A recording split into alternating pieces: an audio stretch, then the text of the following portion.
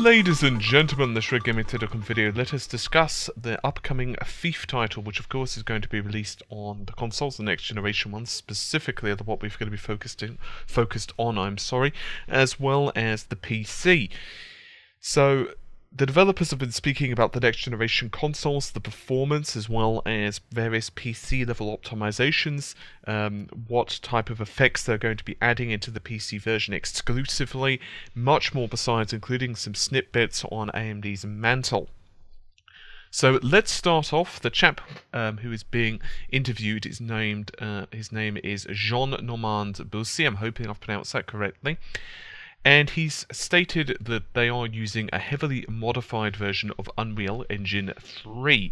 Now, the reason they went with UE3 rather than 4, which of course is upcoming, is because by the time the title was in early development, UE4 hadn't even been announced yet. And so by the time it had been announced and the team had gotten around to playing with it a little bit, they realized that most of the assets, the work they'd done modifying the engine and much more, just wasn't transferable. So it would basically mean they would have to start a lot of stuff from scratch.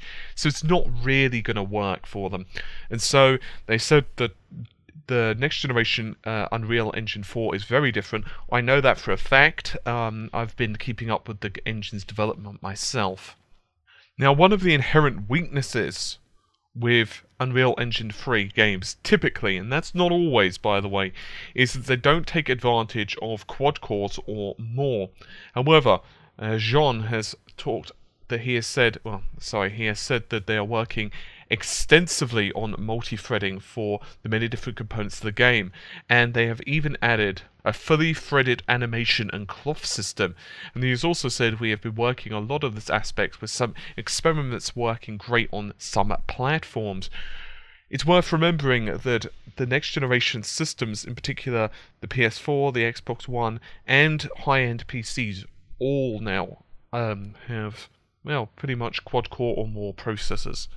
Sure, the i7s, for example, on the PCs aren't exactly common. Most people have, say, an i5 or equivalent, but it's becoming more and more standard. And this, of course, is going to also translate into better performance with AMD, which typically go with more cores. The next generation consoles are going to be using AMD Jaguar. Now, while they don't have 8 cores available, they only have 6 for the games. 2 are running the OS, so of course 2 plus 6 equals 8.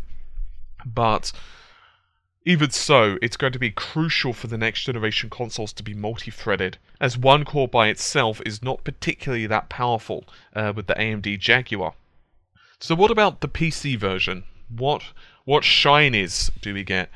Well, there'll be, for example, FOV. Will we be getting things such as better anti-aliasing? Well, Jean responds by saying the PC version will support all the graphic features of the next generation consoles with numerous improvements, including better anti-aliasing, higher resolution, shadows, and support for multi-monitors.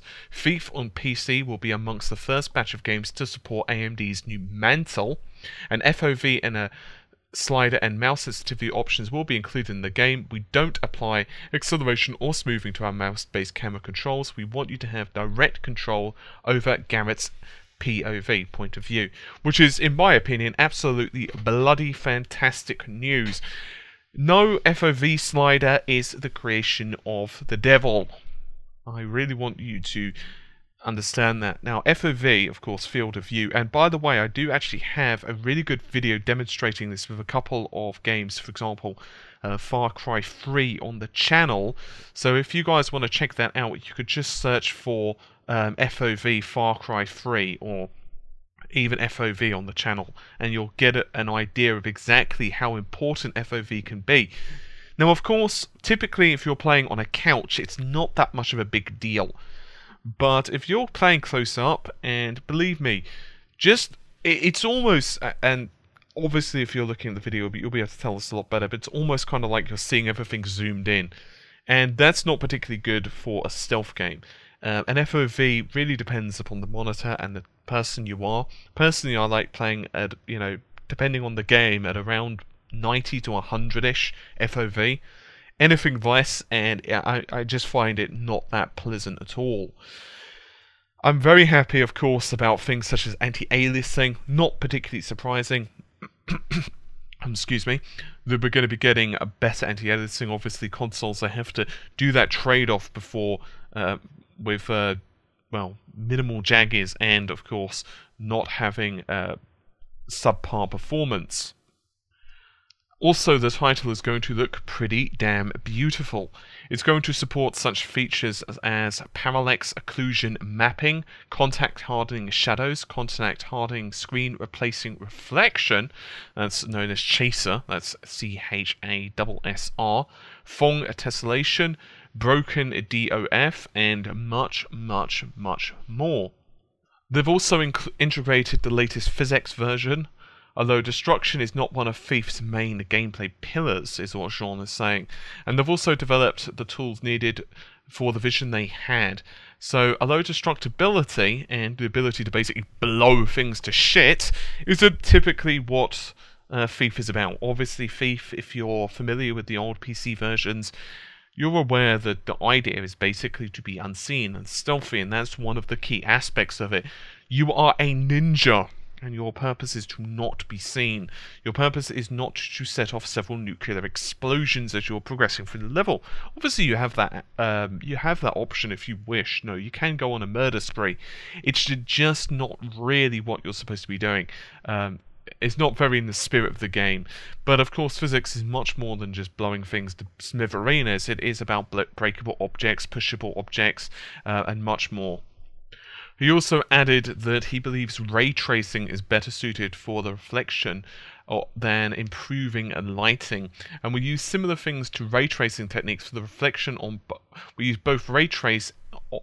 We both ray trace the geometry on screen. I'm sorry, suddenly losing the ability to speak.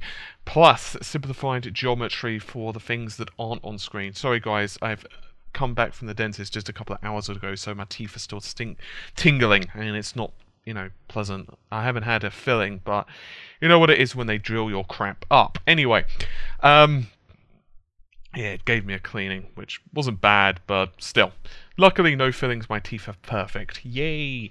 Anyway, DSO Gaming, which is the website this interview is on, by the way, also pointed out that the next generation consoles are, of course, going to be a lot closer in parity to the PC version, and they asked them about this, you know, what is it going to be like compared to running on a high-end PC? And Jean has replied, the next generation consoles are very strong, very powerful. They allow for much more of what console gamers are used to. The gap between PC and next-gen has massively reduced for sure. The new consoles and high-end PCs offers better frame rate, higher resolution, and many more features along with DX11 support compared to the previous generation. So, pretty conclusive interview. Obviously, old generation consoles, so that'll be like the Xbox 360, for example, just simply can't keep up with the modern systems. Not particularly new or exciting there. I think we all kind of understood that. Next generation systems, of course, are looking to be very impressive. I am extraordinarily curious to be doing some graphical comparisons and frame rate analysis and much more on this title, especially since the PC version, of course, is going to, from what the developers are speaking of anyway, definitely appear it's going to be look a little bit more beautiful. Obviously, I've just done Assassin's Creed on the PC versus the PlayStation 4. That would be Black Flag, of course, depending obviously when you're watching this interview, but I just did AC4 Black Flag, and you know, the PC version is not a mile away from the console. There is slightly better texture resolution, better anti-aliasing. I'm really looking forward to the hardware physics support, which apparently Ubisoft are going to be adding, but it's primarily the 60 frames per second that's the reason to go, in my opinion anyway, for the PC version. So we're going to have to see just what the developers are able to do with this. For me personally, the ability to change the FOV slider is quite nice indeed, and I'll be honest, I'm actually really, really looking forward to this title. So anyway, as I said, thank you to Dark Side of Gaming for the interview, and hopefully you guys have enjoyed the video. I'll see you soon. Take care. Bye for now.